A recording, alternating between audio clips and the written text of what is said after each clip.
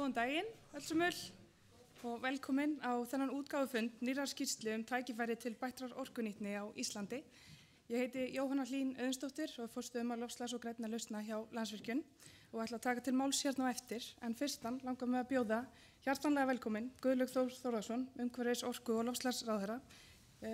Velkomin, að hann mun opna fundinn. Takk fyrir.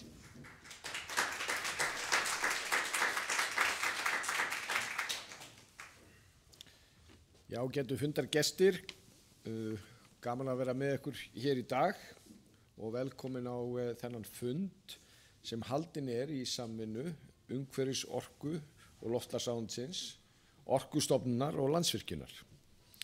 Í dag kemur út skýrslan Engin orkusóun, möguleikar á betri raforkunýtingu. Og einhver kann að segja, enn ein skýrslan. En staðreyndin einfaldlega sú að orkunýtni, það að segja hámarksnýting grænnar endurnýjanlegrar orku sem framleidd hér á landi, ein af meginstoðum orkustefnu Íslands til 2050. Við Íslendingar höfum verið svo gæfusöm og eiga mikið af endurnýjanlegri orku. Við höfum raunar litið á hana sem sjálfsagðan hlut og þáttur í okkar menningu að nota mikið af heitu vatni og rafmagni. Þetta ef til vill hluta þeim vanda sem við stöndum frammi fyrir í dag þegar kemur að aukinni orkuöflun. En þótt við höfum verið svona gæfusöm, þá verðum við að umgangast orkuauðlindir landsins af virðingu og með því hugafari að ekki einungis séum að ræða eina dýrmætustu eign þjóðarinnar, heldur eign komandi kynslóða.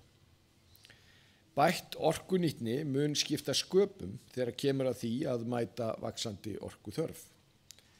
Þessi skýrsla sú fyrsta sinna tegundar og mikilvægur þáttur í þeirri stefnumótun sem á sér stað í dag innan umhverfis, orku og loftslagsráðuneytisins. Og hér komið enn eitt púslið í alla þessa vinnu sem miðar að því að Ísland nái metnaðarfullum loftslagsmarkmiðum sínum og við sem samfélag náum að framkvæma þriðju orkuskiptin. Í skýrslunni að finna mikilvægar upplýsingar sem ekki hafa áður legið fyrir tækifæri til bættrar orkunýtingar til lengri og skemmri tíma. Ég þreytist ekki á því að segja að orkumálin eru samofin loftslagsmálunum. Og í mínum huga engin munur þarna á. Stór hluti loftslagsaðgerðanna sem við stöndum frammi fyrir snúa að orkuskiptum í samgöngum og þar mjög brýnt að horfa til bættrar orkunýtni. Við þurfum að horfa á alla virðiskeðju orkunýtingar, allt frá auðlindinni sjálfri og innviðum til notandans. Og við sjáum spennandi hluti gerast á þessu sviði í dag. Þar sem neytendur eru einnig komnir í hlut framleiðenda. Birtu orkuver á þökkum fyrirtækja og heimila eru gott dæmi það sem koma skal. Í skýrslunni að finna skilgreindar aðgerðir til að spara orku hér á landi. Samtals hafa skýrsluhöfundar komið auga á orkusparnað sem nemur það bil 8% að heildar raforkunotkun 2022. Ein þeirra aðgerða sem snýr að mögulegum sparnaði raforkunotkun til húshitunar. Það að segja bein rafhitun og rafmagnshitaveita. Og ég hef áður spurt að því hvers vegna í ósköpunum við séum að niðurgreiða húshitun 2 milljarða ári en bara brot af því sem við setjum við að því í jarðhitaleit. Þetta verður að breytast. Og ég hef boðað stóraukna sókn í jarðhitaleit og jarðhitamálum almennt. Og það ekkert launungamál að við horfum fram á mögulegan aflskort hér á landi á næstu árum. Það hefur því aldrei verið jafn mikilvægt og nú að leita allra leiða til að hámarka nýtingu okkar grænu íslensku endurnýjanlegu orku. Og ég hlakka til að sjá niðurstöðurnar hér og eftir. Takk.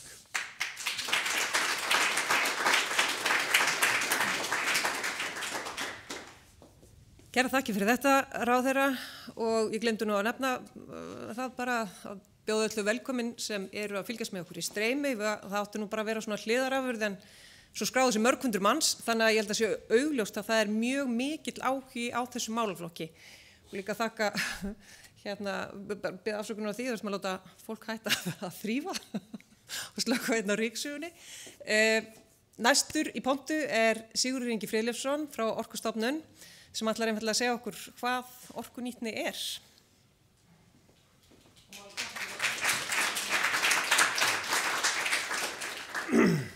Já, takk fyrir þetta boð og takk fyrir frumkvæði Landsvirkjun að fara í þetta mikilvæga mál sem ég hef persónulega verið að vinna að hjá Orkustofnun í fjölmörg ár og frábært frumkvæði því að þetta nú einna svona stundum gleymdu pörtunum í okkar orkumálum.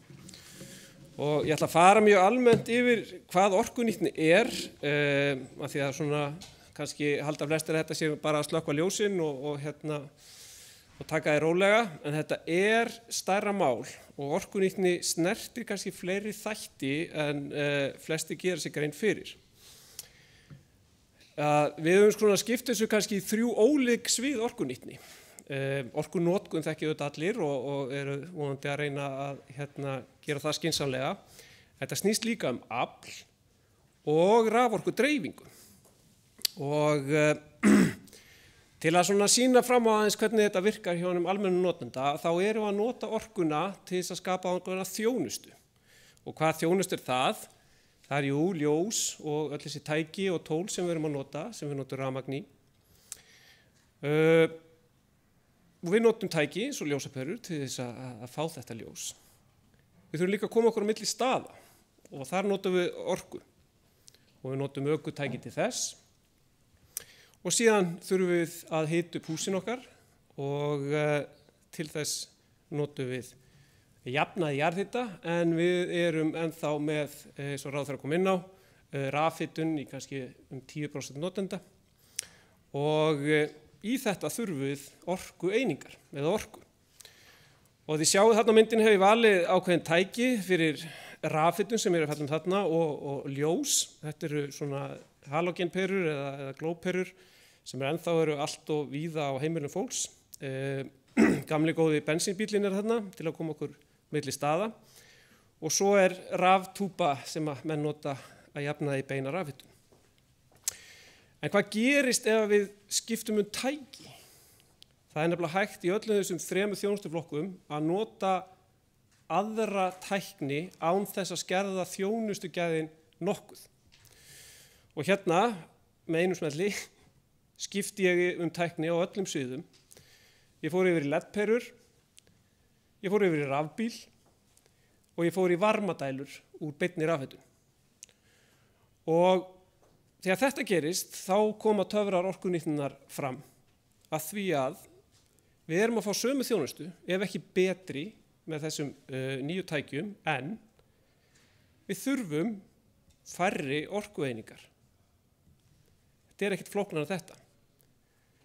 LED-ljós nota 1/3 af orku halógenpera, rafbíllinn notar 1/3 af orkunni sem að bensínknúðubíll nýtir, og varmadælur nota 1/3 af þeirri orku sem þarf í beina rafhitun. Án þess að skerða nokkuð þjónustu. Það sem kannski enn skemmtilegra það að við erum hér í lokuðu kerfi.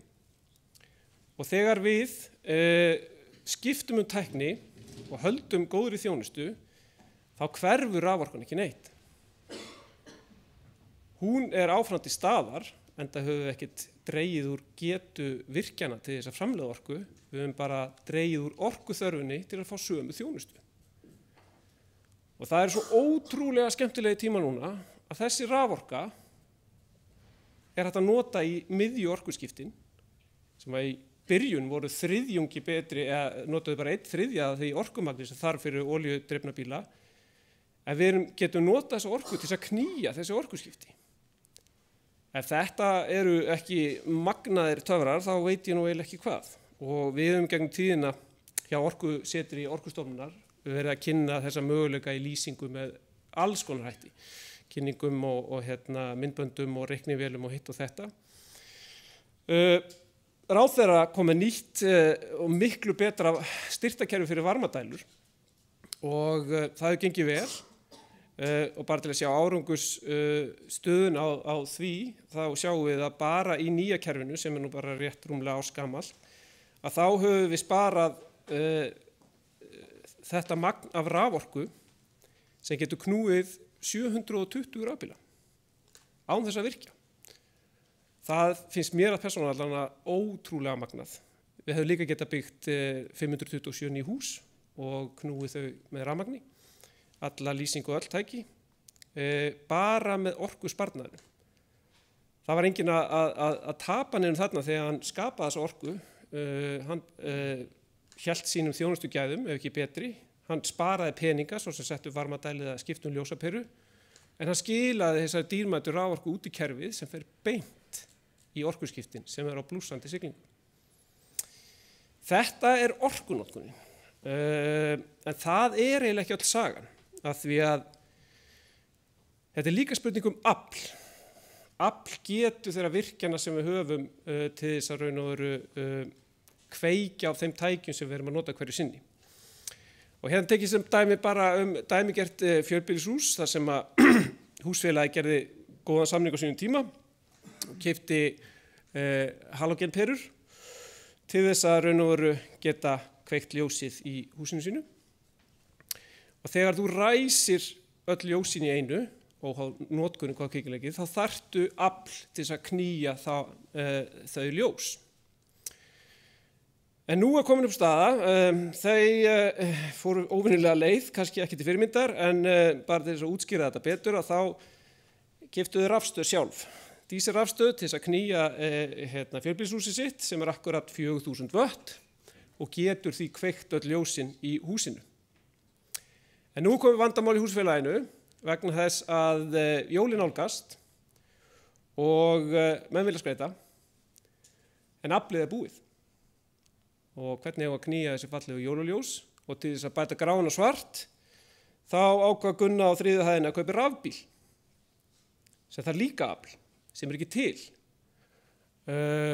Hinn dæmigerða leið auðvitað bara að kaupa nýja rafstöð, auka aflið, fara í fjárfestingu, auka mengun í þessu tilfelli, en það möguleiki að einhver þarna í húsfélaginu sé með betri hugmynd, hvernig væri til þess að skipta perur, fara bara í LED-perur og sjáu þá aflmunin, það þarf 40 watt til þess að fá sama ljósmagn sem þú getur fengið með 8 wattum. Ósköp einfalt. Þetta var gert, engin ný rafstöð keypt og nóg afl í boði til þess að skreyta all verulega fyrir jólin. Það nefnilega kannski svona flóknar hugmynd að við erum með sveiflur í raforkukerfinu og það svona gróft 200 megawatt árstíðasveifla, þar sem við þurfum 200 megawatt meira afl á veturnar og það kemur auðvitað til þess vegna þess að þá kaldara, meiri rafhitun og þá dimmara, meiri lýsing. Þannig að til þess að ná niður þessari aflnotkun eða minnka eða koma vekk fyrir aukningu á henni, þá gríðarlega mikilvægt að bæta lýsingu allstaðar, minnka aflnotkun á henni, minnka rafhitun með varmadælum eða hitaveituvæðingu. Rafbílar vissulega meiri notkun, en ég set á samtíð þennan flokk vegna þess að þeir keyra 2 sinnum meira á sumrin. Það reyndar allir bílar keyra 2 sinnum meira á sumrin, samkvæmt vegagerðinni. Þannig það 2-falt meiri orkunotkun á vegum landsins á sumrin þegar getan meiri. Þannig að þetta heppilegu notandi í raforkukerfinu. Við erum líka með dagsveiflu. Við notum ekki sama magn af afli allan daginn og þar munu líka rafbílar koma sterkir inn því að það hægt að flytja þá aflnotkun og hleðslu yfir á næturtíman. Smartmælar, við erum líka að opna það möguleika að við getum flutt til notkun, þar sem að getum fengið notkun til þess að færa notkun inn á heppilegri tíma og rafhlöður munum svo auðvitað að koma einhver tíman inn þó að vera kannski ekki fyrst hér í okkar tiltölulega ódýra raforkukerfi. Það eru möguleikar í afl nýtingu á stöðum þar sem það ekki nýtt nú þegar. En svo það kannski óvenjulegasta orkunýtnin sem tengist raforku dreifingu. Og þá eiginlega að benda á hvernig aukin raforkunotkun getur bætt nýtni kerfisins. Þannig að þið þurfa aðeins að staldra við með mér í þessu. Svona raforkukerfi sett upp. Við erum með línur, flestar í jörðrendar, en það erfitt að sýna það. Það sem eru staurar og línur og bak við þetta fjárfesting. Og við fáum rafmagnið gífurlegum gæðum til okkar í húsin og við borgum fyrir framleiðsluna en við borgum líka fyrir dreifinguna. Helmingurinn af raforkureikningunum vegna dreifingar og við borgum per notkun. Þannig að allir borga sitt fyrir þá notkun sem þeir hafa raforku til þess að standa undir þessu fjárfestingum og viðhaldi á þessum staurum, þessum 3 staurum. En hvað að gerast núna? Núna að bætast við notkun víða. Og mjög oft og langoftast hægt að koma fyrir þessari nýru notkun í formi rafbíla inn í kerfið sem þegar til staðar. Síðan búið að fjárfesta í því og kerfið stendur undir þessu.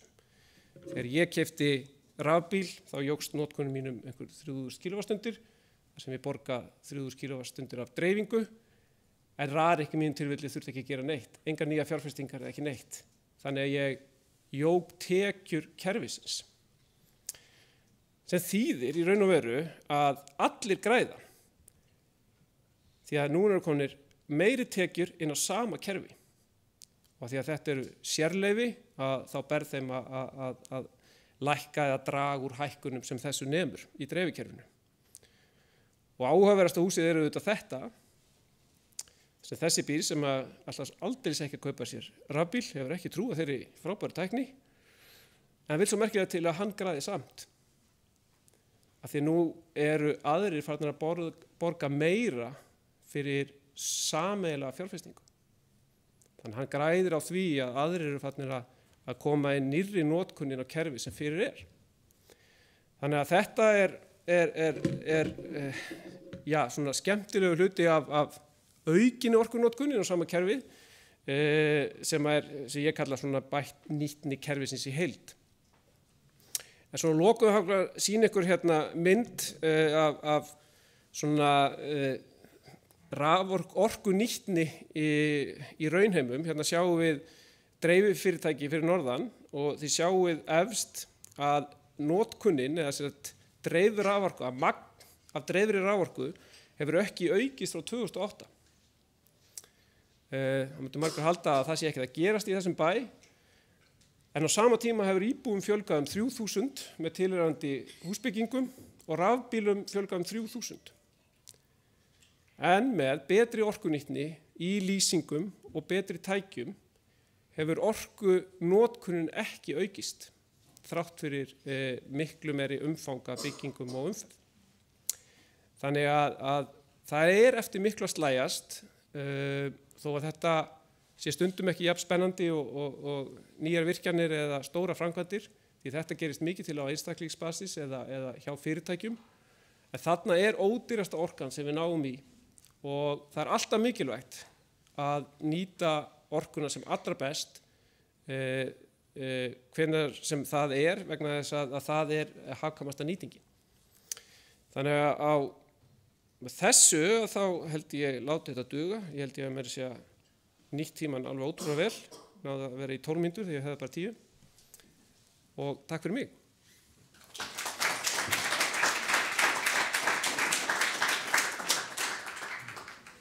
Já, mögnuð nýting, 12 mínútur á 10 mínútum, 10 mínútur á 12 mínútum.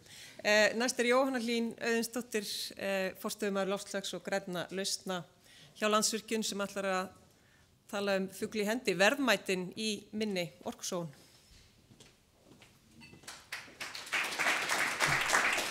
Fyrir. Okkur hjá Landsvirkjun treyst til að vinna raforku úr náttúruauðlindum okkar Íslendinga og við erum meðvituð að því fylgir ábyrgð. Ég ætla að skipta glæru. Hanna, Fugl, hendi. En við erum meðvituð að þessu fylgir mikil ábyrgð. Við höfum lengi hugað því að hámarka nýtingu þeirra endurnýjanlegu auðlinda sem okkur treyst fyrir, enda það greypt í hlutverk fyrirtækisins. Það okkur mikilvægt að stöðugt huga því hvernig bæta megi nýtingu auðlinda og koma í veg fyrir sóun. Þetta snýr þá að þeim auðlindum sem við nýtum beint, vatni og varma, en ekki síður og í síauknum mæli að þeim auðlindum sem eru nýttar í okkar virðiskeðju. Dæmi þetta eru endurnýting byggingarefna í framkvæmdum, að draga úr innkaupum okkar og sóun þar og úrgangsmyndun, einnig að draga úr jarðefnaeldsneytisnotkun á okkar tæki og tólin, eins og Sigurður nefndi að þá það líka bætt orkunýtni í orkuskiptum.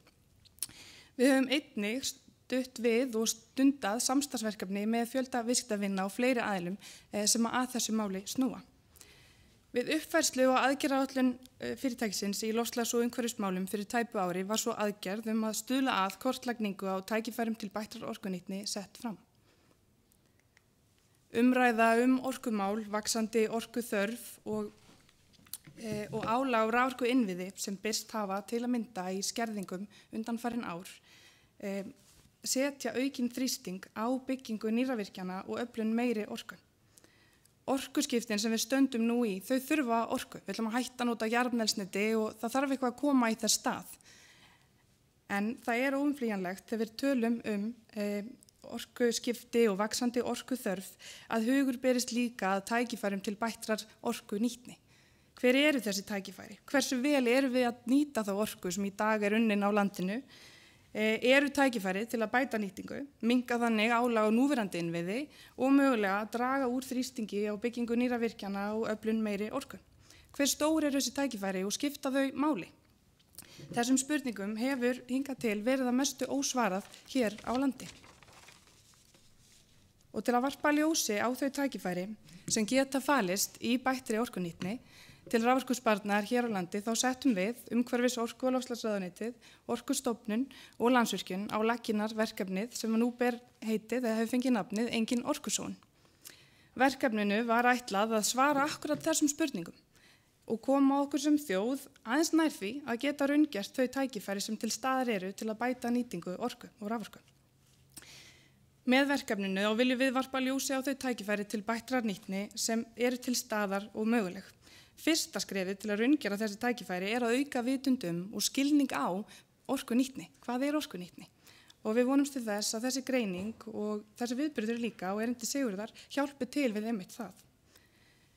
Við teljum að upplýsingar umfang þessara tækifæra sem felast í bættri orkunýtni hafi vantað inn í umræðuna orkuþörf landsins og við vonumst til að greiningin geti stutt við áframhaldandi málefnalega umræðu orkumál og orkuþörf á landinu. Það ljóst að orkumál snert okkur öll. Öll notum við orku og orka hluti af líf okkar allra.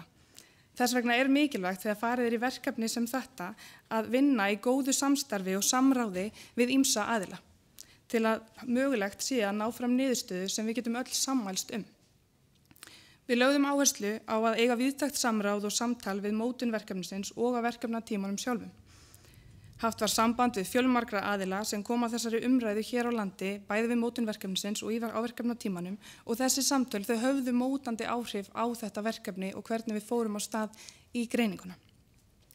Dæmi það að upp úr þessum samtölum, upp úr það hvernig við nýttum þessi samtöl, var að það var ákveðið að leita utan landsteinana eftir ráðgjafa til að vinna þessa greiningu og var danska ráðgjafastofan Implement fengin í verkið. Greiningin byggir á gögnum Orkustofnunar orkunótkun, en þar að auki voru fjölmargir hagaðilar, stofnanir, samtök og fyrirtæki fengin á borðinu og veittu upplýsingar orkunótkun og aðgerðir sem þau hefðu komið auga á til bættrar orkunýtni. Þá komu þessar hagaðilar líka að borðinu með sérfræðinga sem veittu þá aðgengi að upplýsingum og áttu fundi með sérfræðingum Implement til að ræða þessi mál til lítar. Og þannig lögðu mörg verkefninu lið. Og nú liggja þessar niðurstöður fyrir.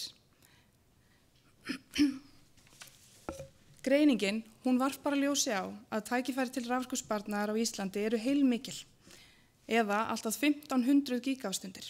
En þetta samsvarar 8% af núverandi raforkunótkun landsins eins og ráðherra kom inn á. Af þessum 1500 gigawattstundum 350 sem teljast auðsóttar eða auðveldar í framkvæmd og 800 til viðbótar teljast fjárhagslega og tæknilega fýsilegar en þó ekki endilega hagkvæmar. Hluti þeirra tækifæra sem greindust við verkefnið talin bæði fjárhagslega og tæknilega erfið í framkvæmd, erfið að raungera og því ólíklegt að horfa meir til þess orkusparnar sem raunhafan á næstu árum. Ef við horfum á þau tækifæri sem tæknilega og fjárhagslega fýsileg, þá þau samanlagt metin nema sem samsvara 6% af núverandi raforkunotkun á Íslandi. Til að setja þessar tölur í samhengi, þá jafngildir þetta samanlagri raforkunotkun allrar opinberar þjónustu, verslana og skrifstofurýma á landinu árið 2022. Niðurstöður verkefnisins sýna óhjákvæmilega að á Íslandi getum við farið í ýmsar aðgerðir til að bæta orkunýtni. Bætt orkunýtni hefur áhrif inn í umræðum orkumál og orkuþörf landsins og ein af þeim stoðum sem við þurfum á að halda til að mæta vaxandi orkuþörf og hluti af myndinni. Og þær aðgerðir sem í þessu felast, þær skipta máli. Mér langar að bjóða Bo Hansen upp á svið til að kynna niðurstöður greiningarinnar nánar. Martin mun flytja erindi sitt á ensku og ég skipti því nú yfir. Martin, thank you for being here with us today. I'm looking forward to hear your presentation. The floor is yours.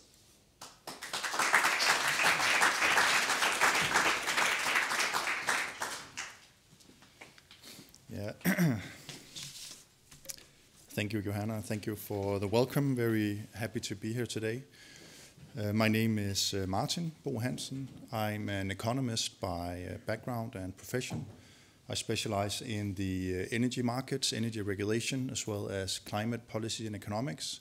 And I'm a partner with Implement Consulting Group, which is a Danish-born consulting company. We're about 1,500 consultants, primarily working out of Scandinavia, but also with offices in Germany, Switzerland, and the US. The reason I'm here today is to talk about the study that we've done on uncovering the electricity saving potential in Iceland.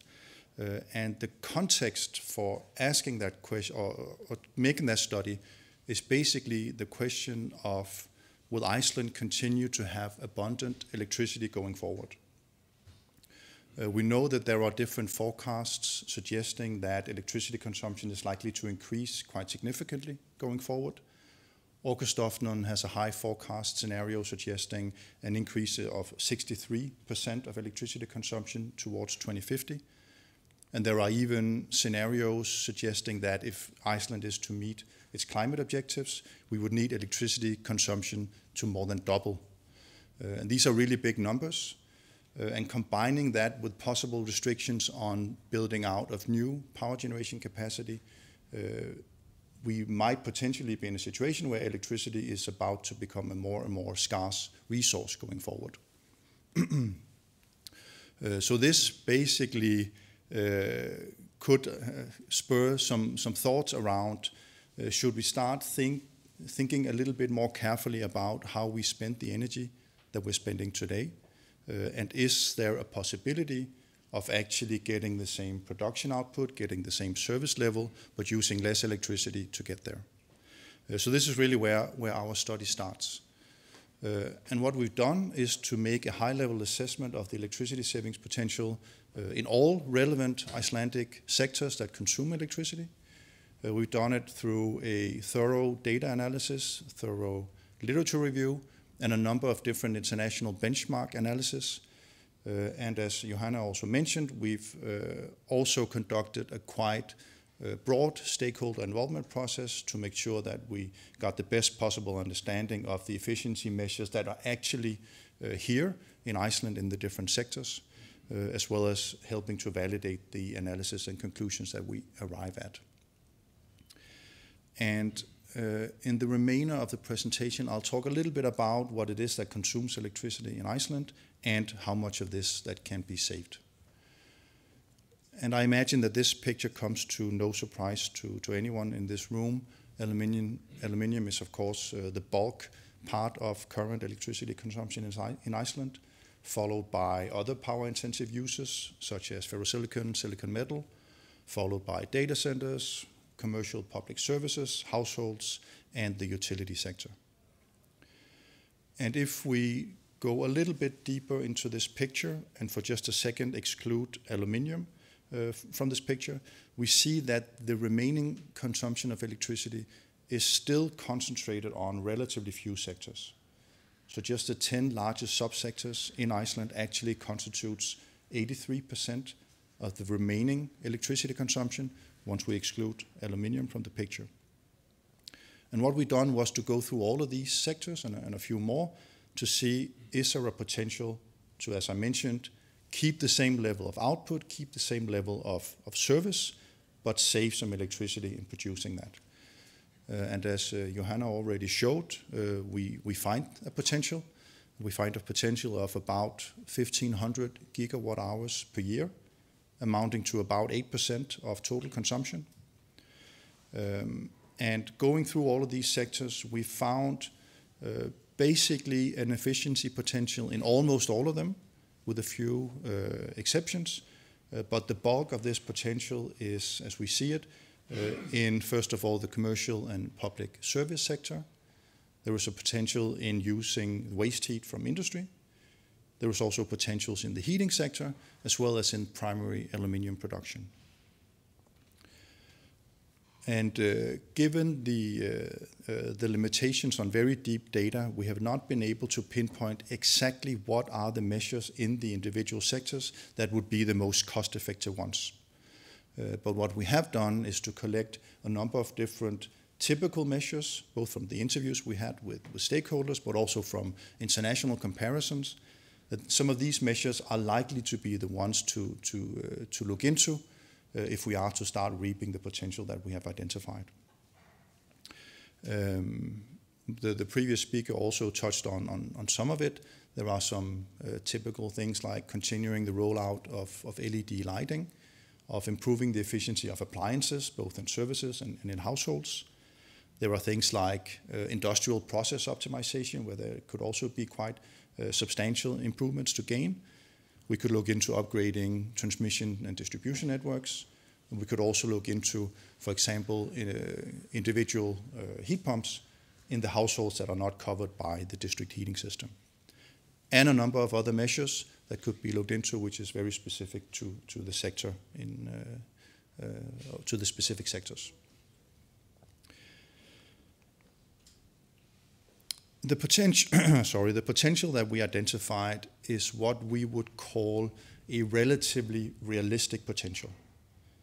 So in order to get to these numbers, you could rely solely on existing technologies, existing measures, things that are already proven and being rolled out in other countries, in other sectors.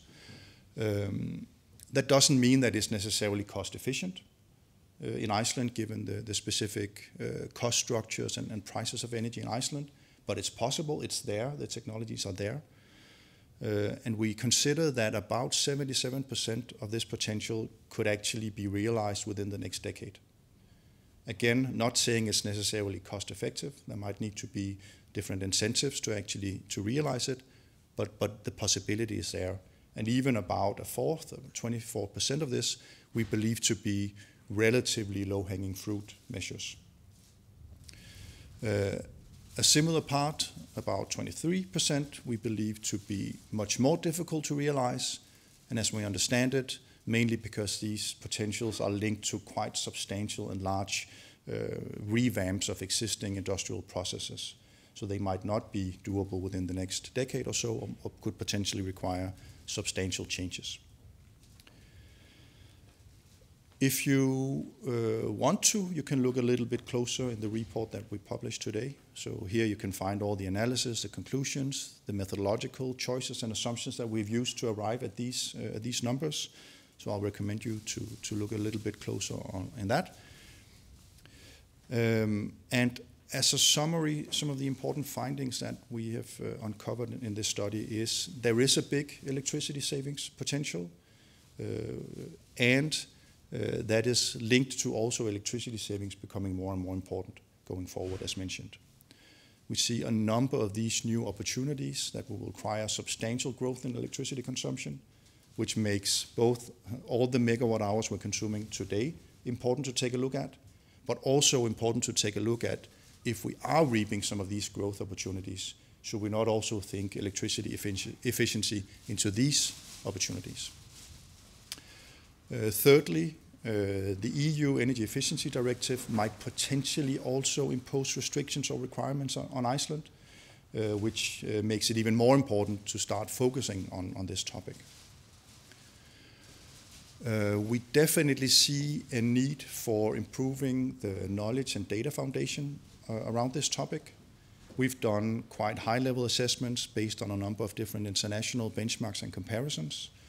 There is no information available at the moment on the exact processes in Iceland that drive the electricity consumption, both in households and companies. Getting to that would be a substantial improvement in also guiding policy measures and enhancing the understanding of what are the measures that we need to take to reap these potentials. We've also virtually found no sector-specific Icelandic studies on energy efficiency potentials. I understand why, because energy has been historically quite cheap in Iceland, so there hasn't really been a need for this, but there is definitely a knowledge gap here as well that could be filled. And thirdly, we note that the current system doesn't really seem to incentivize efficiency. So there is very limited information available about consumers, both large and small, about their energy performance and what potential improvements that they could take. And we also note that there are, for example, subsidies in place in specific sectors for electricity consumption, which naturally goes in the opposite direction if we want to actually save on electricity. And as a final wrap-up, we from Implement side see 3 possible next steps to advance the energy efficiency discussion. First of all, we hope that this work can help shape the discussion going forward. Understanding the numbers, the orders of magnitude of the different potentials can hopefully advance this discussion. Secondly, as mentioned, we see a big possibility of increasing the knowledge and the data foundation, especially by collecting more granular end-use data on energy consumption. We believe that this could greatly improve the understanding. It could greatly improve the tailor-making of specific policies, and it could also improve potentially monitoring and reporting of these initiatives, which might potentially be a requirement from the EU at some point. And then thirdly, if we are to actually reach some or all of this potential, action is needed.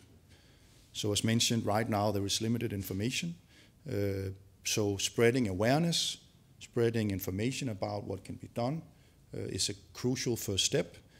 But it could also be interesting for policymakers to take a look at the toolbox and see, are there any possible measures that at least in the beginning could start help out realizing some of the low-hanging fruits of efficiency potentials. And with that, I want to say thank you for your attention.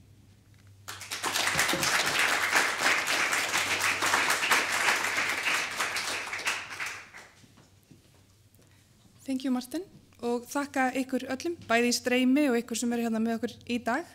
Skýrslan aðgengileg bæði á ensku og íslensku á heimasíðu Landsvirkjunar og verður einnig aðgengileg á vef stjórnarráðsins og heimasíðu Orkustofnunar. Upptaka af þessum viðburði verður líka aðgengileg áfram, en bara enn og aftur, við þökkum ykkur fyrir. Já, og við viðmælendur erum boðin og búin til að ræða nánar við ykkur sem hérna sitjið, ef það einhverjar spurningar eða þess áttar. Bara takk kærlega fyrir. Verið sæl.